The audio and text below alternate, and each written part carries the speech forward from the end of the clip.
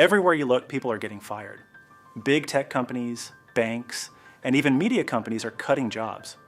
A big reason is automation. Tasks that used to take a team of people can now be done by one person with the right AI tools. That's why predictable jobs, the ones that follow the same script every time, are getting replaced first. But the boring-looking jobs, the ones that quietly keep everything running, those are turning out to be the most reliable. So in this video, I'll break down why IT support is one of the safest career bets against AI, what the job looks like day to day, how much money you can realistically make, and the exact steps to get started, even if you have no tech background at all. Think about what happens when a company's email goes down, or when an employee can't log into their laptop, or when the Wi-Fi crashes in the middle of a meeting. Everything stops. Deadlines get missed, clients get frustrated, revenue gets lost. In those moments, the IT support specialist isn't just important, they're essential. Companies know this. That's why IT support has been around for decades and isn't going anywhere. Now here's the part most people don't realize. IT support isn't actually just one single job. It's really 4 areas rolled into one. First, there's hardware. That's the physical machines, laptops, monitors, printers, routers, phones, servers. Then there's software, which covers the programs people use every day, from Microsoft Office and Zoom to entire operating systems like Windows or Mac OS. The third area is networking. That's Wi-Fi, VPNs, firewalls, and all the things that make sure people can actually connect to the internet. And the last one is storage. That's everything from cloud accounts, like Google Drive, to on-site servers holding important company data. Every issue in IT support falls into one of those buckets. So let's say an employee's laptop refuses to turn on. That's hardware. Someone else might report that Microsoft Teams won't load. That's software. Another person says they can't connect to the company VPN when they're working from home.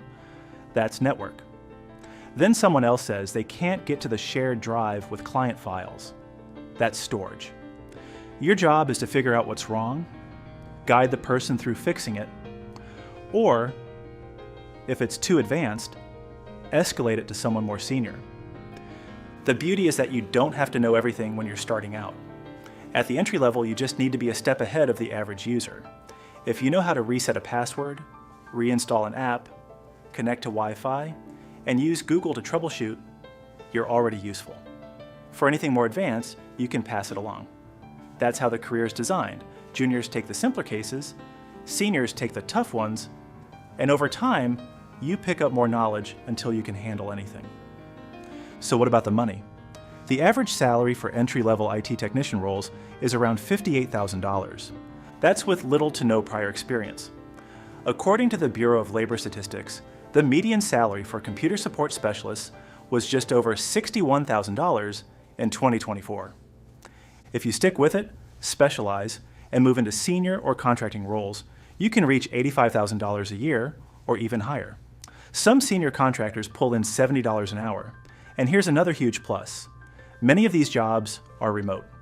Unlike jobs where you have to live near a physical office, IT support is often done entirely online. That means you can live in a lower-cost city or even move countries and still do the work. And what's great is that IT support can be the entry point into much bigger careers. Once you get your foot in the door, you can branch into cybersecurity, cloud administration, or network engineering. Those roles pay 6 figures and are even more secure against automation. So, what does an IT support job actually look like day to day? Let's say you start your shift at 9 a.m. You log into the company's ticketing system and see the first case. Someone's trying to log into their email but keeps getting an error. You reset their password, help them log back in, and close the ticket. Next, someone reports that their Zoom mic isn't working. You walk them through checking input settings, updating drivers, and making sure Zoom has permission to use the microphone.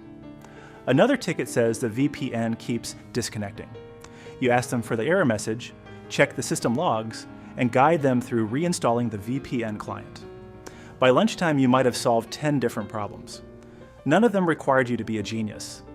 They just required patience, clear communication, and basic troubleshooting skills. Now let's address the big question. Can AI replace this? The short answer is no. AI can help with some tasks. It can suggest fixes, answer common questions, and even reset accounts automatically. But when things get messy, people want a human. Think about it. If you're freaking out because your laptop crashed before a big presentation, do you want to talk to a chatbot? Or do you want a calm human voice saying, "Don't worry, I've got you. Here's what we're going to do." That human element is why IT support isn't going anywhere. So, how do you actually get into this field? The first thing you need is familiarity with the basics. You can start completely free by using YouTube tutorials. There are hundreds of channels showing you how to reinstall Windows, set up Wi-Fi, or troubleshoot common errors. If you have an old laptop, reset it and practice. Break it on purpose, then figure out how to fix it. If you don't have spare hardware, you can set up a virtual machine on your computer and simulate different operating systems. The more you practice, the more confident you'll get.